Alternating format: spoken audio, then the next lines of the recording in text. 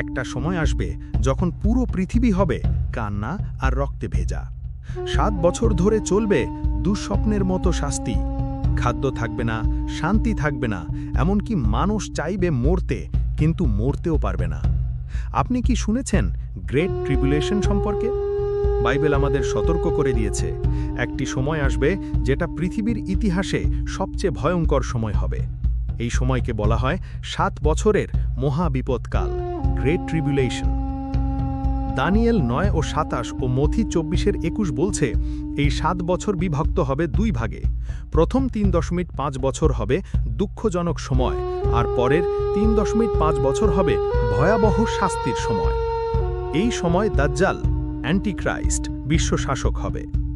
সে শান্তির প্রতিশ্রুতি দিয়ে শুরু করলেও হঠাৎ করে সত্যিকারের রূপ প্রকাশ করবে। সে ঈশ্বরের বিরুদ্ধে যাবে, মন্দিরে বসে নিজেকে ঈশ্বর বলবে।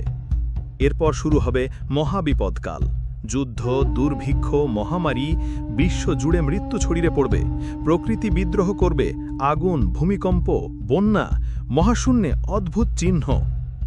বিশ্বাসীদের উপর চালানো হবে নির্যাতন, কারণ তারা চিহ্ন 666 নিতে অস্বীকৃতি জানাবে।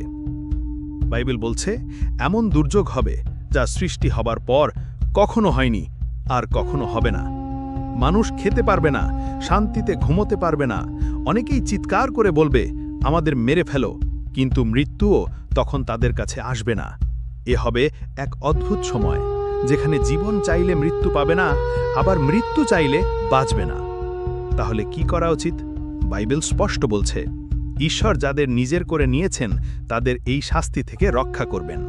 বিশ্বাসীরা উত্তোলিত হবে, র্যাপচার হবে, তারা আগেই যিশুর সাথে নিয়ে যাওয়া হবে। তাই এখনই সময় ঈশ্বরের দিকে ফিরে আসার, পাপ থেকে ফিরে আসার, বাইবেল পড়ার এবং যিশুর উপর বিশ্বাস রাখার, কারণ সেই সময় যেন আমাদের না দেখতে হয়। শেষ বার্তা, ভাই ও বোনেরা, এই 7 বছরের দুঃস্বপ্ন যেন আমাদের জীবনে না আসে তার জন্য এখনই সিদ্ধান্ত নিন।